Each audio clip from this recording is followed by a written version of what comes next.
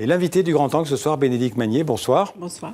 Alors vous publiez Made in India, le laboratoire sous-titré Le laboratoire écologique de la planète aux éditions Premier Parallèle. Vous êtes journaliste, grand reporter aux quatre coins du monde. Vous avez été dans beaucoup de pays en Asie, en Europe, aussi en Afrique et surtout en Inde, un pays que vous parcourez depuis plus de 20 ans. Si je ne me trompe pas, c'est votre au moins cinquième livre sur l'Inde, donc je me trompais. Et première question, pourquoi cette passion pour ce pays, continent ? Ça a été un coup de foudre. J'y suis allée il y a plus de 20 ans et puis j'ai trouvé que c'était une société en transformation permanente, assez fascinante à observer. Donc j'y retourne. Société très paradoxale, avec plein de contrastes et de contradictions. On va en parler. Donc justement, l'image de l'Inde jusqu'ici, c'est un développement un peu à n'importe quel prix, en cause à particulier, on le sait, d'une forte natalité. Dans 15 ans, il faut le rappeler, l'Inde sera le pays le plus peuplé du monde devant la Chine. Donc jusqu'ici, l'Inde a dit, nous développons, l'objectif c'est la croissance, c'est le développement. Absolument. C'est un pays émergent, c'est une économie en construction qui multiplie depuis 2 décennies les implantations d'usines, de grands barrages, de mines de charbon, etc. Parce que c'est vrai, il y a la poussée démographique qui joue. C'est un pays très jeune. La moitié du pays a moins de 25 ans. Il y a 1 million de jeunes actifs qui arrivent chaque mois sur le marché du travail. Il faut leur trouver des emplois. Donc voilà, l'Inde se développe très vite avec un impact évidemment important sur l'environnement. Alors justement, avant de parler des solutions et puis des aspects, je dirais, du progrès de l'écologie en marche aussi en Inde, on va voir que ensemble, on va regarder les images de l'appauvrissement des sols en Inde, de la sécheresse parfois dans certaines régions et surtout de la pollution de l'air qui est dramatique dans plusieurs grandes villes du pays. Un commentaire de Grégory Fontana, on se retrouve tout de suite après. 8,5 millions de voitures au quotidien dans les rues de New Delhi. Ajoutons à cela les centrales à charbon, les usines, la poussière des différents chantiers de construction. L'air est irrespirable pour les 17 millions d'habitants de la capitale indienne. New Delhi est la ville la plus polluée au monde, la ville où l'on meurt le plus de maladies respiratoires. En milieu rural, si la carte postale paraît plus idyllique, l'eau devient de plus en plus rare, de quoi bouleverser tout un mode de vie. Les gens se sont adaptés parce qu'il y a eu une baisse significative des réserves d'eau, en particulier pour l'irrigation. Donc ils sont passés de la riziculture, gourmande en eau, à l'horticulture, parce qu'elle ne nécessite pas autant d'eau. Le mécanisme est simple, il fait plus chaud, les glaciers himalayens fondent donc de plus en plus vite. 2 d'entre eux ont même totalement disparu. Résultat, les terres agricoles situées en aval sont de moins en moins bien irriguées, les pluies sont de plus en plus irrégulières, à d'énormes averses succèdent de longues périodes de sécheresse. Tous les fermiers dépendent de la pluie. S'il ne pleut pas, rien ne peut pousser. Le manque d'eau touche tout le monde. Le gouvernement devrait faire quelque chose. Si le gouvernement indien reconnaît l'impact des changements climatiques sur son territoire, aucune mesure n'est envisagée pour réduire les émissions de gaz à effet de serre. Mieux, les autorités renvoient la responsabilité sur les pays développés. À court terme, le pays envisage d'accroître encore sa production de charbon pour soutenir sa croissance. Dans 10 ans, l'Inde sera le pays le plus peuplé du monde. On le disait, et puis on parle dans le sujet du charbon et dans l'introduction de votre livre, vous écrivez pour le pire ou le meilleur, l'Inde incarne, le pire c'est probablement le charbon, l'Inde incarne ce que la planète sera demain, allons visiter le meilleur. Donc l'Inde c'est à la fois un gros pollueur, je crois qu'il sera d'ailleurs le 2e plus gros pollueur du monde en 2030, mais en même temps c'est un laboratoire écologique fantastique. Absolument.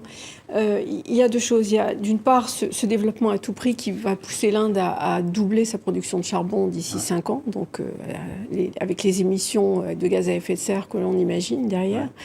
Il y a aussi énormément d'investissements à l'heure actuelle dans l'énergie solaire. C'est un pays exemplaire de ce point de vue-là, qui va tripler sa production d'ici quelques années aussi. Oui, je pense que l'objectif, c'est en 2030, si je ne me trompe, d'atteindre 40% d'énergie renouvelable en Inde, dont en grande partie l'énergie solaire. En grande partie l'énergie solaire, mais cet objectif de 40% compte aussi les énergies non fossiles, c'est-à-dire le nucléaire et les grands barrages, l'énergie hydroélectrique et les grands barrages, eux, dévastent l'environnement. On sait qu'ils ont un impact. Donc c'est un engagement un peu ambigu. Oui. Alors, dans votre livre, vous développez plusieurs exemples de ce que vous appelez le laboratoire écologique indien. Et par exemple, un de ces premiers exemples que vous donnez, c'est la lutte contre les déchets, en particulier dans le Kerala. Oui, absolument. Ce qu'on ne sait pas en Inde, c'est qu'il y a, et c'est la grande différence avec la Chine, c'est que c'est une grande démocratie. Et la société civile a une grande marge pour non seulement résister aux projets polluants, mais aussi pour proposer des alternatives. Et parmi ces alternatives, il y a des territoires zéro déchet. Et je donne l'exemple d'une ville côtière, d'une station balnéaire du Kerala, qui s'appelle Kovalam, et qui est devenue une ville zéro déchet, simplement parce que les habitants se sont mobilisés. C'était une ville qui, il y a 15 ans, croulait sous les déchets. Les guides touristiques déconseillaient d'y aller.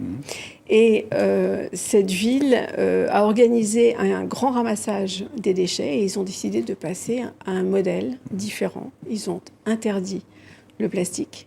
Le plastique a été remplacé par des contenants biodégradables, c'est-à-dire des sacs en coton, des sacs en papier recyclé, des gobelets en carton, en coque de noix de coco, parce qu'il y a beaucoup de cocotiers là-bas. Et c'est la société civile, c'est un travail de la société civile, des gens, des privés. Absolument, et ça a permis au passage d'ailleurs de créer 2000 emplois pour les femmes qui fabriquent ça. Et aujourd'hui, c'est un modèle pour le monde, c'est un exemple de tourisme écologique. Alors, on a parlé aussi déjà de l'énergie solaire, hein, donc c'est un grand développement, j'ai vu dans beaucoup d'États indiens, au Rajasthan en particulier, il y a des champs d'éoliennes et aussi d'éoliennes et de panneaux solaires. C'est assez impressionnant quand on y va. Et puis, la question de l'eau, qui est vitale pour l'Inde. Vous dites dans votre livre que 80% des eaux de surface en Inde sont contaminées. Et pourtant, des solutions existent. Oui, faute d'épuration, l'eau est extrêmement polluée. Surtout, le problème, c'est l'épuisement des réserves en eau. D'ici 15 à 20 ans, l'Inde devrait avoir épuisé toutes ses réserves en eau. Et pourtant, en effet, les solutions existent. Alors, je cite une des solutions qui a été développée dans le Rajasthan.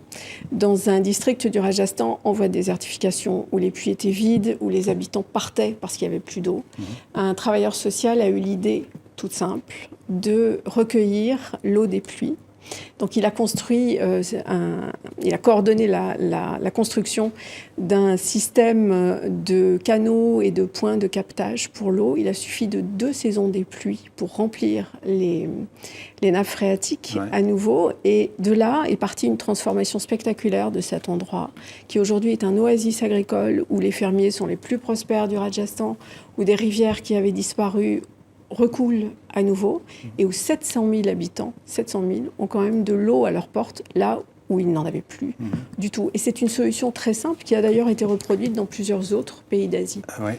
Et reproduite aussi, alors comment dirais-je, cette implication de la société civile reproduite aussi dans d'autres secteurs. Vous citez par exemple la déforestation, qui est un autre enjeu très important en Inde. Vous dites que chaque jour, 135 hectares, ça paraît pas beaucoup, mais additionnés tous les jours, disparaissent.